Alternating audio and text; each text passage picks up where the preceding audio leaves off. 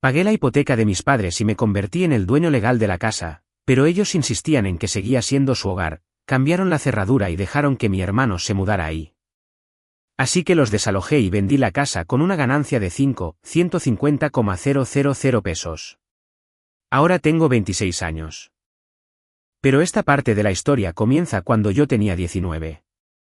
En ese entonces, vivía con mis padres, Raúl y Carmen, mi hermano mayor, Bernardo, y mi hermana menor, Abigail. Trabajaba de medio tiempo haciendo pequeños trabajos de electricidad y cualquier chambita de mantenimiento que los vecinos necesitaran. En mi casa, sin embargo, nada de eso contaba.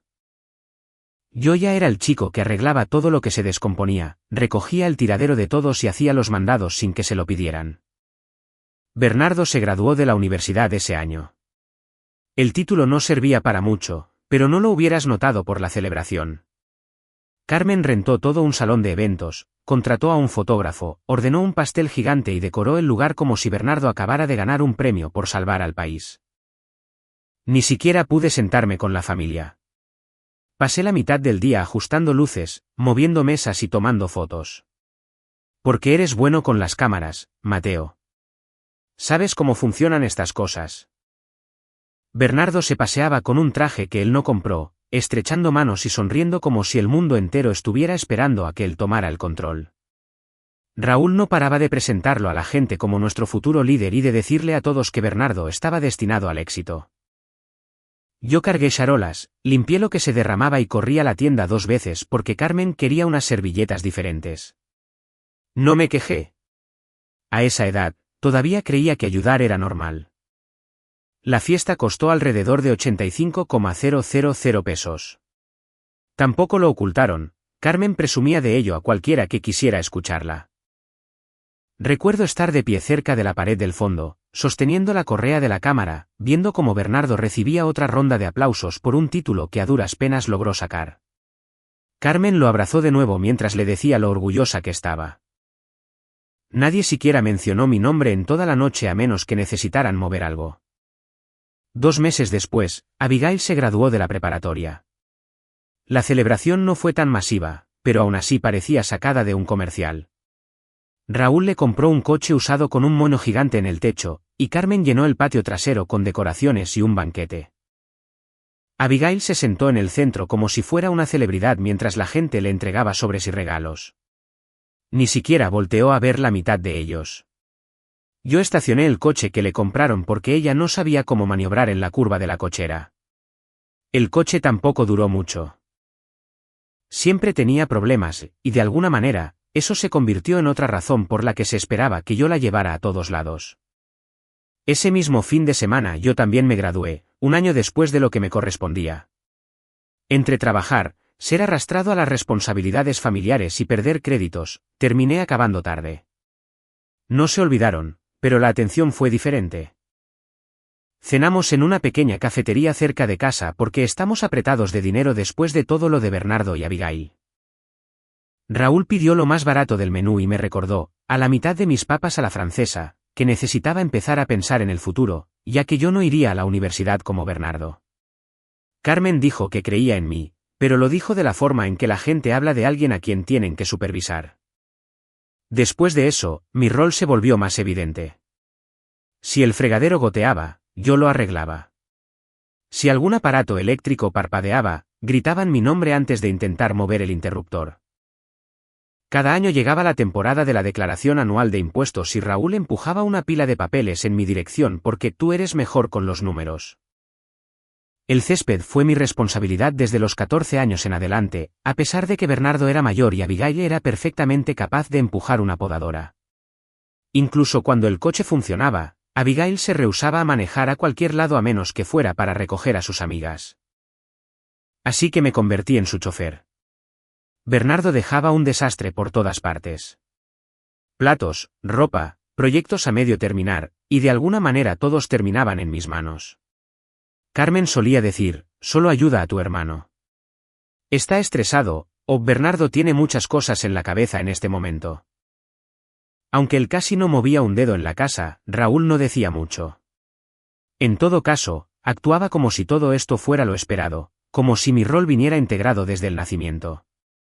Nunca escuché un gracias, pero sí que escuché bastantes instrucciones. Una tarde, mientras arreglaba la bisagra suelta de un gabinete en la cocina, escuché a Carmen hablando con su hermana en la sala. Pensaron que no podía escucharlas a través de la puerta. Carmen dijo: no nos preocupamos por Mateo. Él es como una roca. Le cargas cualquier cosa y se mantiene firme. Pero Bernardo necesita orientación. Necesita nuestra atención. Es sensible. Me quedé ahí sentado sosteniendo un desarmador, mirando fijamente la puerta del gabinete. Esa fue la primera vez que todo cobró sentido de una forma que no pude ignorar. No me veían como una persona con necesidades o límites. Yo era una herramienta, un generador de respaldo, la cosa que sigue funcionando sin importar cuánto la agotes. Después de la preparatoria, me metí directamente a trabajar en oficios. Elegí la electricidad porque ya entendía la mayor parte al arreglar todo en casa. Para cuando tenía 21 años, estaba ganando un dinero constante y decente. Jornadas largas, madrugadas, pero se sentía bien tener algo que fuera mío. Pagué por mis herramientas, mi camioneta, mi propia ropa. Nadie me compró nada. Esa parte nunca me molestó. Lo que sí me molestaba era lo rápido que mis ingresos se convirtieron en problema de todos los demás menos en el mío. Empezó con cosas pequeñas. Raúl entraba a mi cuarto sosteniendo el recibo de la luz como si fuera un citatorio judicial. No nos alcanza este mes. ¿Puedes encargarte de esto? Lo decía como si se supusiera que yo ya sabía la respuesta. Carmen le siguió unos días después con la lista del súper y el mismo tono. El súper está carísimo ahorita. ¿Nos puedes prestar hasta la próxima semana? No discutí. Yo trabajaba a tiempo completo. Ellos no. Supuse que ayudar era lo normal. Luego surgió lo del seguro del coche de Bernardo. No había conservado un trabajo por más de 2 meses desde su graduación, pero actuaba como si el mundo le debiera paciencia. Carmen deslizó el recibo hacia mí por la mesa de la cocina. Bernardo está buscando un nuevo trabajo. Solo necesita un poco de apoyo en este momento. Bernardo ni siquiera levantó la vista de su teléfono. Solo dijo: te lo pago cuando ya esté establecido. Lo cual significaba nunca. Luego, Abigail anunció que quería ir a un retiro de bienestar. Algo sobre el estrés y la necesidad de sanar su energía. Raúl me miró fijamente cuando ella lo mencionó, como si el financiamiento ya hubiera sido aprobado. Ni siquiera fingieron que era opcional.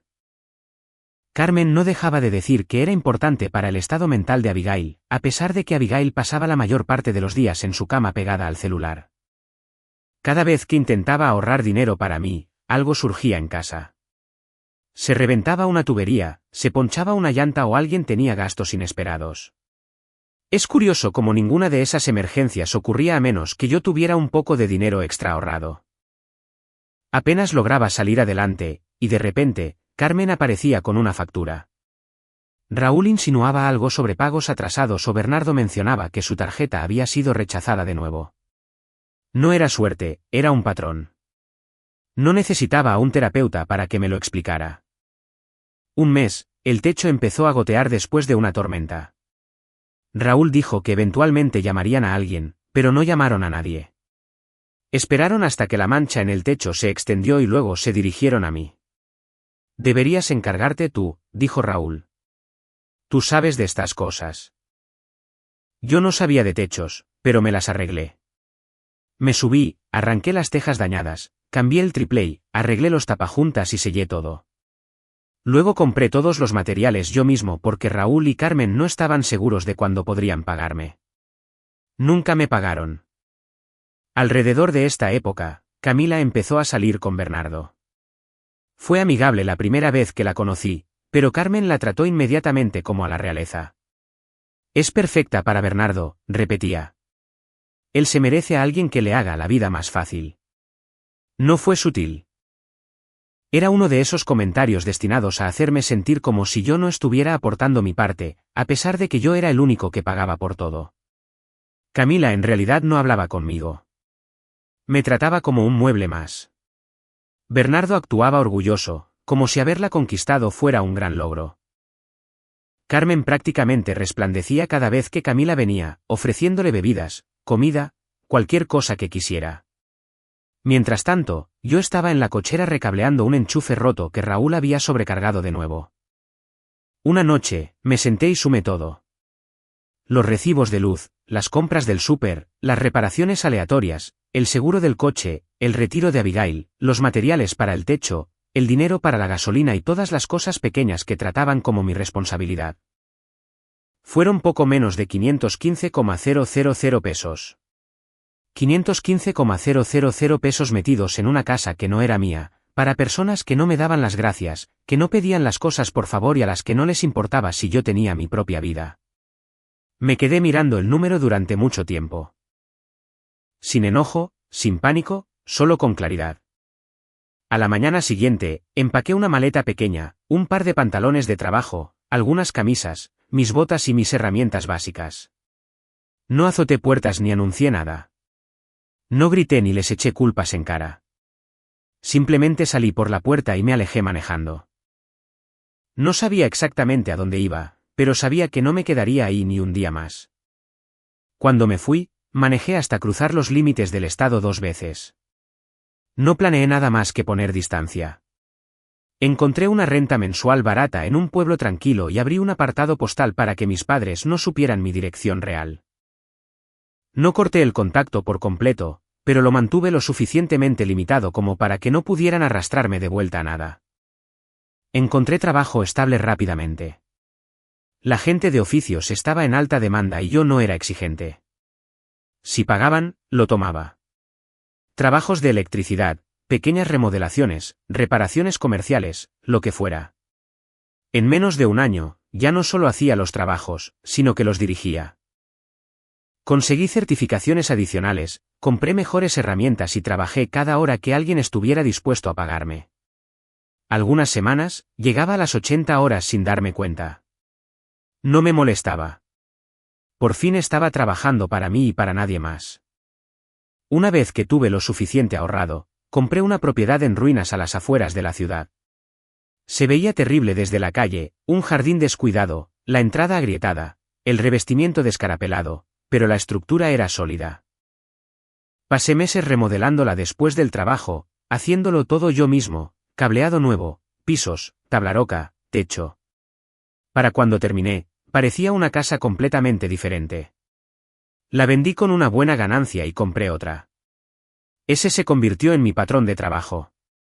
Remodelar, vender, repetir. El dinero llegó lento al principio, luego más rápido. Construí una rutina que no dependía de nadie. Cada peso que ganaba se quedaba conmigo. Cada hora que trabajaba mejoraba mi vida en lugar de sostener la de alguien más. Ya no tenía que andar recogiendo las cosas de Bernardo, ni arreglar los errores de Raúl, ni resolver los problemas de Abigail. El silencio en mi nueva casa se sintió extraño al principio, pero no tardé mucho en acostumbrarme. Los días festivos eran el único momento en que sabía de ellos. Raúl me llamó ese primer día de Acción de Gracias fingiendo que quería ver cómo estaba, pero se convirtió en un discurso para hacerme sentir culpable. Dijo, las familias no se abandonan, a pesar de que eso era exactamente lo que me habían estado haciendo durante años. Carmen intentó un enfoque más suave en Navidad, diciéndome que me estaba alejando de la familia y que Bernardo me extrañaba. Yo sabía que eso no era cierto porque Bernardo nunca me llamó ni una sola vez. Abigail llamó algunas veces el primer año, la mayoría de las veces para quejarse. Dijo que había dejado la universidad porque era demasiado rígida y que ahora estaba estudiando sanación espiritual, sea lo que sea que eso signifique. Luego me preguntó por qué no volvía a casa para ayudarla con dinero o transporte. Ignoré esas peticiones.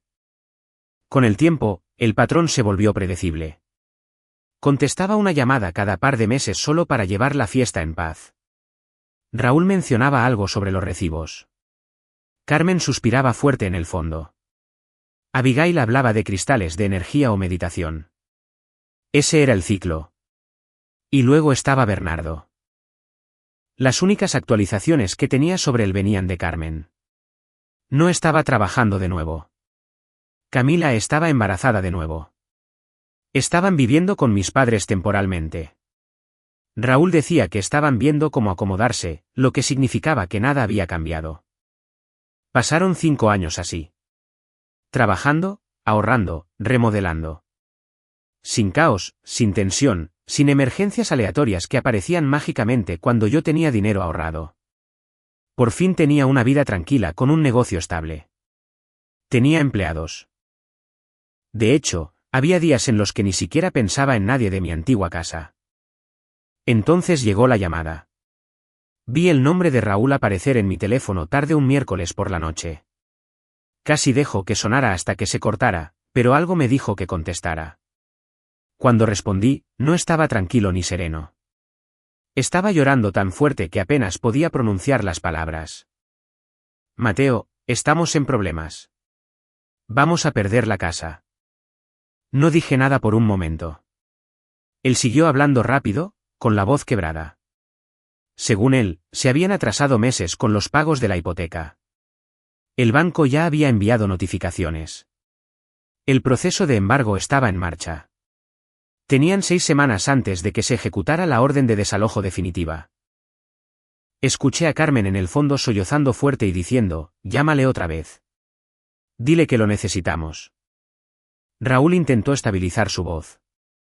Mateo, por favor. Tienes que venir a casa. Te necesitamos. La familia te necesita.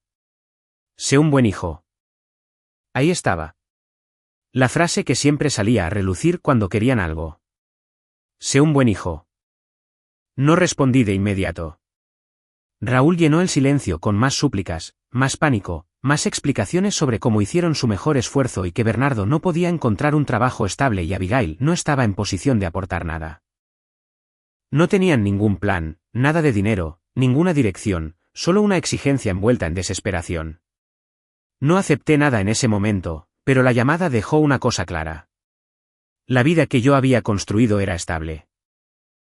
Sus vidas se estaban desmoronando, y ahora esperaban que yo arreglara todo de nuevo. Manejé de regreso a la casa de mis padres 3 días después de la llamada de Raúl. No abandoné mi negocio para hacerlo. Tenía un maestro de obra en quien confiaba y para ese entonces, mi equipo ya podía dirigir los trabajos sin que yo estuviera respirándoles en la nuca. Delegué la agenda, me mantuve disponible por teléfono y me tomé un permiso temporal porque esto no era una visita. Era una toma de control. La calle se veía más pequeña de lo que recordaba. La casa se veía peor. Cuando entré, Carmen corrió hacia mí de inmediato, llorando lo suficientemente fuerte como para que los vecinos la escucharan. Me agarró del brazo como si esperara que yo me derrumbara junto a ella. Raúl merodeaba detrás de ella, retorciéndose las manos. Abigail estaba cerca del pasillo, mirando fijamente su celular, pausando solo el tiempo suficiente para decir, por fin. No abracé a nadie. No hice comentarios sobre el desorden. Simplemente dije. ¿Dónde están los papeles del banco? Eso marcó el tono. Cero afecto, cero reencuentro emotivo, puros negocios. Raúl me llevó a la mesa del comedor, que estaba cubierta de correspondencia sin abrir, avisos finales, advertencias, cartas del banco, todo lo que debieron haber resuelto meses atrás. Hojeé la pila de papeles. No mentían. 6 semanas era el cálculo máximo. Carmen no paraba de decir, lo estamos perdiendo todo, Mateo. ¿Todo?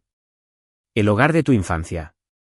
Lo decía como si yo no hubiera sido el que mantuvo el lugar a flote la mitad de mi vida.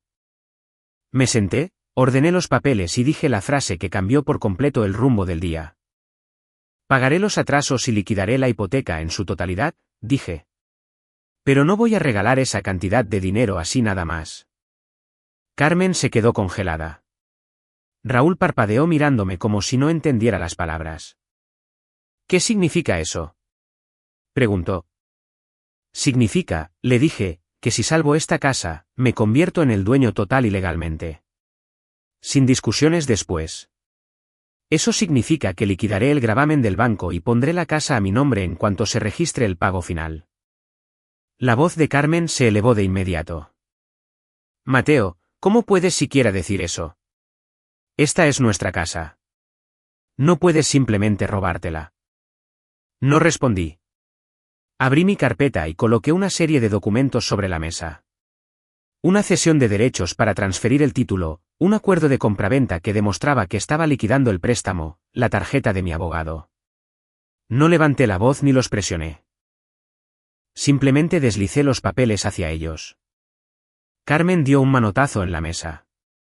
Trajiste a un abogado. ¿Crees que somos unos desconocidos? Somos tus padres. Raúl la respaldó. Esto es una falta de respeto, Mateo, tratar a la familia como si fuera una transacción. Abigail rodó los ojos como si estuviera aburrida. Esto es manipulador. Lo planeaste. ¿Quién le trae documentos legales a sus propios padres? Y eso que ella ni siquiera despegó la vista del celular durante la mitad de la conversación. Ignoré sus arranques de furia. Es muy simple. ¿Quieren que se salve la casa? Estoy dispuesto a salvarla. Pero no le voy a dar al banco millones de pesos solo para ver cómo todos lo vuelven a malgastar. Si yo la pago, es mía. El banco todavía tiene una hipoteca, así que esto solo funciona de una manera. Yo liquido el préstamo por completo al cierre y las escrituras se transfieren a mí ese mismo día. Carmen se cubrió el rostro y empezó a llorar más fuerte, hablando de traición y de cómo ella no me crió para ser así. Raúl comenzó a dar un discurso sobre la lealtad y el deber. Abigail me acusó de actuar como un casero abusivo con mi propia familia. No discutieron los números. No negaron lo del embargo. No ofrecieron ninguna otra solución.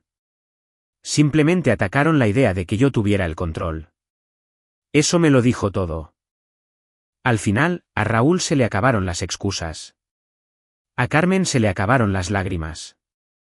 Abigail salió de la habitación. No querían firmar, pero no tenían otra opción. Bernardo no ganaba nada. Abigail evadía las responsabilidades como si fuera un deporte y ellos no tenían ahorros. Así que firmaron. Mi abogado también les hizo firmar un contrato básico de arrendamiento mes a mes después de la transferencia, reglas por escrito, nada de confusiones después. Carmen lloró durante todo el proceso. Raúl lucía derrotado. Abigail murmuró algo sobre el karma. No reaccioné.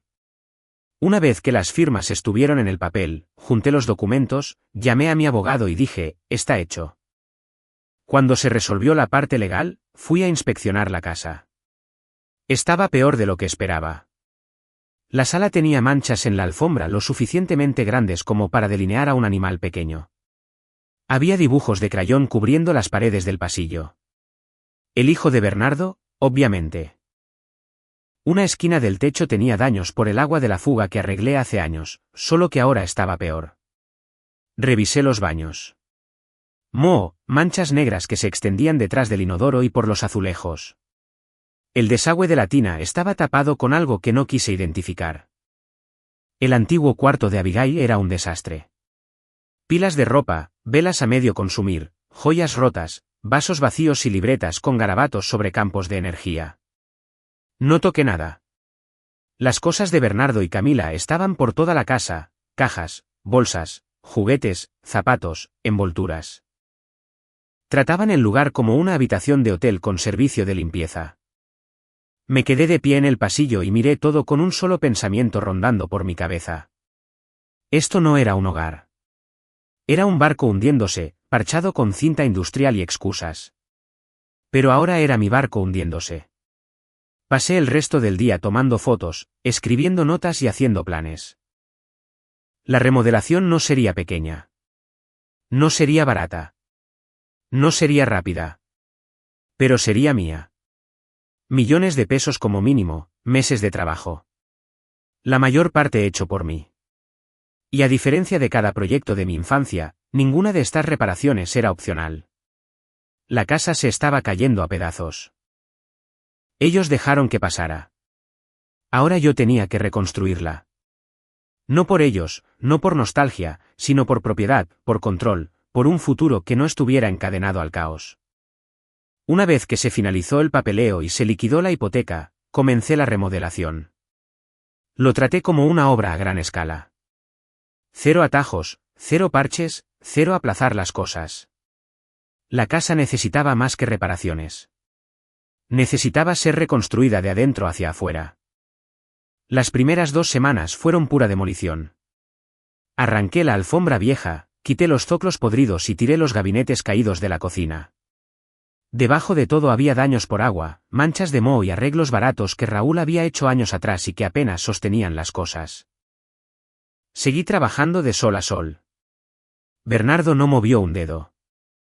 La mayoría de las mañanas, él ya estaba en el sillón jugando videojuegos para cuando yo empezaba a acarrear escombros al contenedor de basura.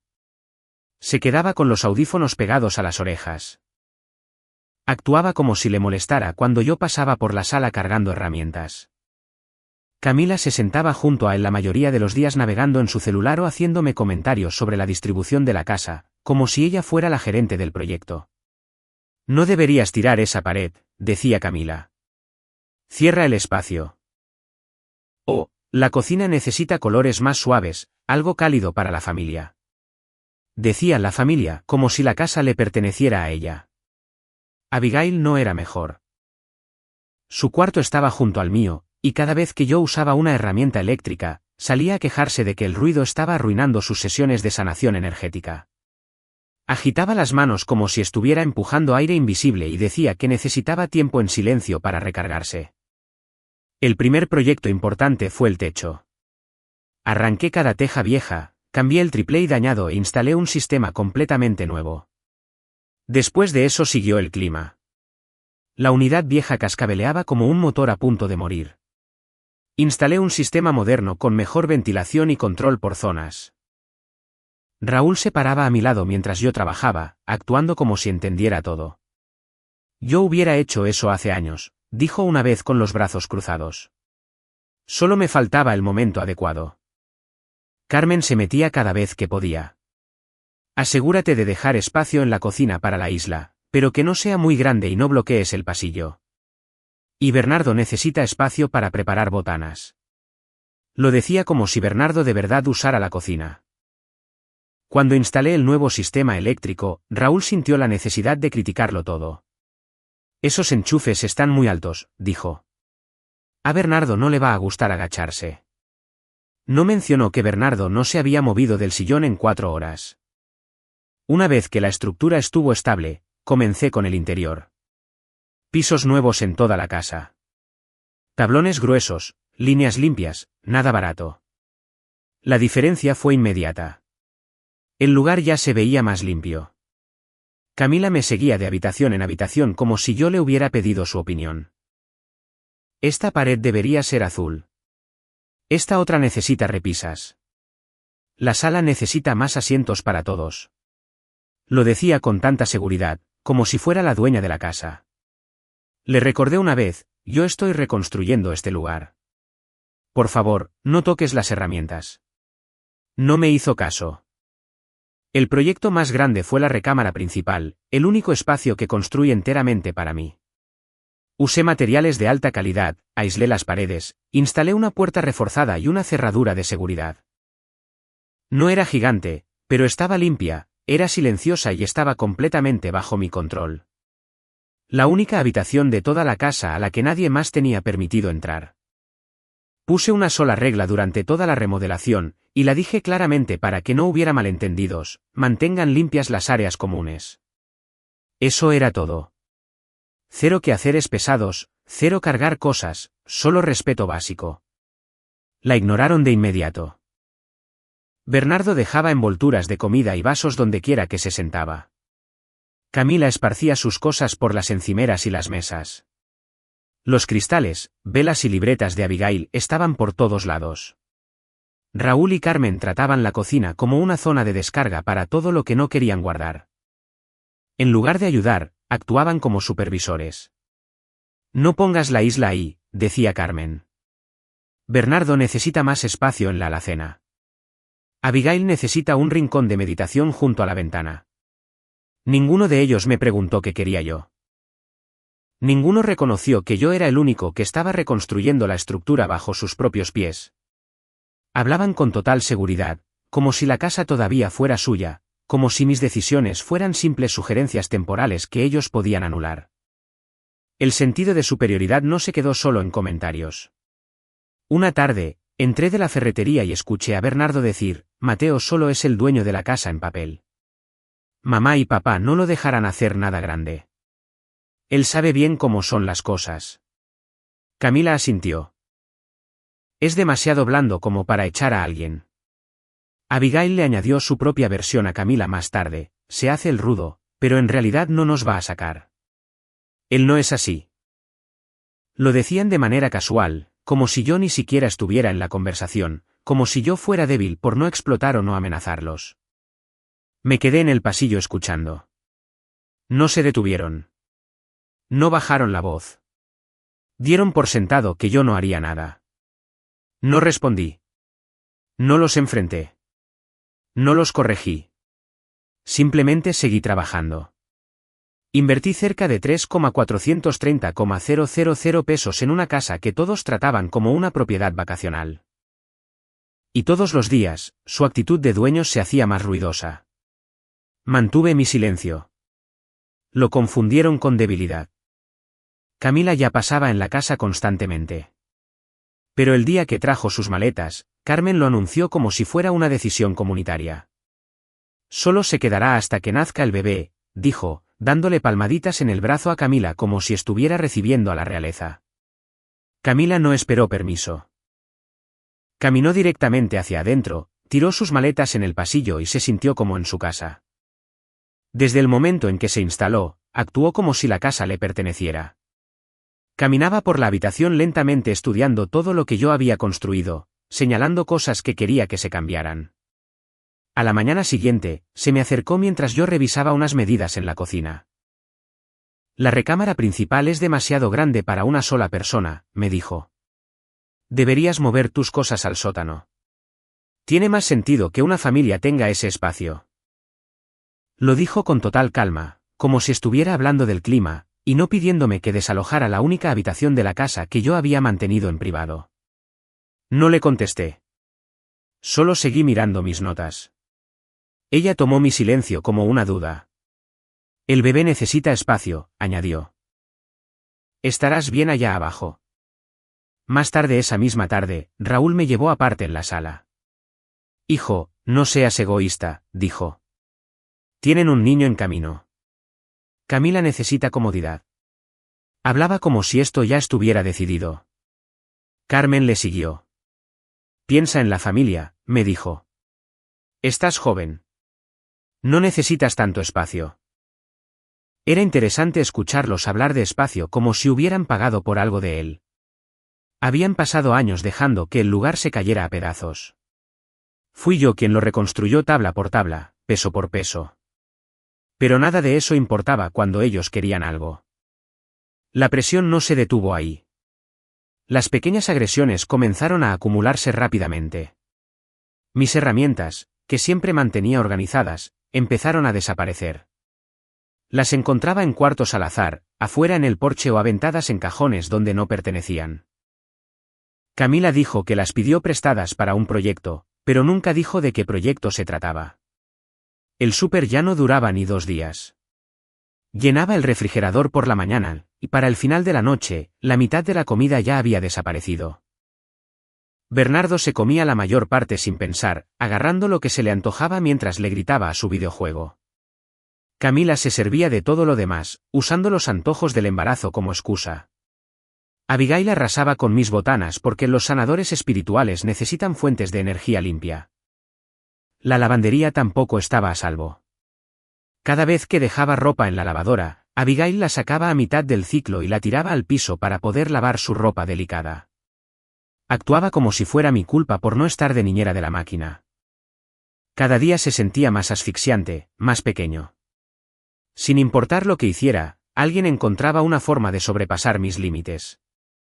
Me acostumbré a abrir cajones y encontrar que me faltaban cosas. Me acostumbré a que la comida desapareciera más rápido de lo que podía reponerla. Me acostumbré a que Camila diera órdenes como si fuera la dueña de las escrituras. Pero la línea que marqué, el único lugar donde no permitía el caos, era la recámara principal. Esa habitación era mía. La construí, la pagué y la diseñé para que permaneciera intacta. Nadie tenía permiso de entrar. La cerradura estaba ahí por una razón. Una noche, después de un turno de 14 horas en una obra comercial, llegué a casa muerto de cansancio. Me dolían las manos, mi ropa estaba cubierta de polvo de tablaroca y lo único que quería era darme un baño y dormir. Caminé por el pasillo hacia mi cuarto, listo para cerrar la puerta y desconectarme. Antes de llegar, escuché risas desde adentro. No cualquier risa, era una risa relajada, cómoda, de alguien que ya estaba instalado.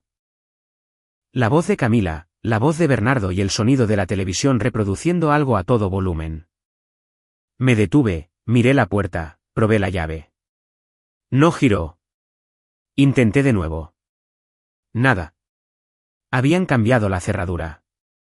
Y me di cuenta de que tampoco lo habían hecho con cuidado. Los herrajes estaban raspados y el marco tenía marcas frescas, como si Bernardo lo hubiera forzado a pura fuerza y lo hubiera dado por bueno. Mi mano se quedó en la perilla de la puerta unos segundos mientras el ruido adentro continuaba. Camila hablando de colores de pintura, Bernardo bromeando sobre quedarse con el cuarto grande y el sonido de alguien desempacando maletas. Di un paso atrás y miré la puerta. No habían preguntado. No me habían advertido. Ni siquiera fingieron respetar el único límite que yo había establecido. Carmen apareció detrás de mí en el pasillo, como si hubiera estado esperando. No hagas de esto un drama, dijo. Es nuestra casa. Camila necesita el espacio. Lo entenderás cuando seas padre. Su tono no era de disculpa. Estaba irritada, como si yo estuviera siendo irrazonable por querer entrar a mi propia habitación. Raúl apareció un momento después y asintió a sus palabras. Abigail se asomó desde el final del pasillo, sonriendo con burla, como si hubiera predicho exactamente este resultado. Ninguno de ellos parecía avergonzado. Ninguno parecía preocupado. Todos actuaban como si cambiarme la cerradura y quedarse con mi cuarto privado fuera lo más normal del mundo.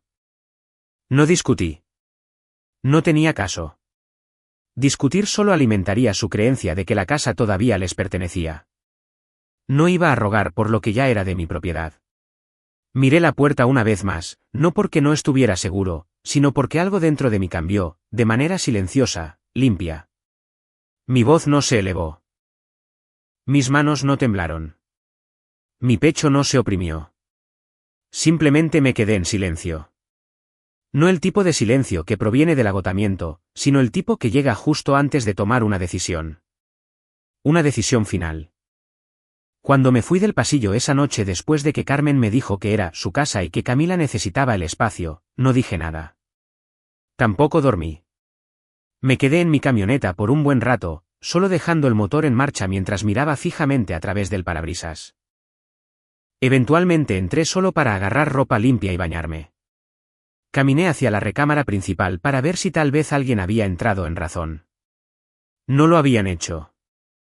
En su lugar, todo lo que me pertenecía, cada cosa personal que había mantenido organizada en ese cuarto había sido tirada en el pasillo como basura.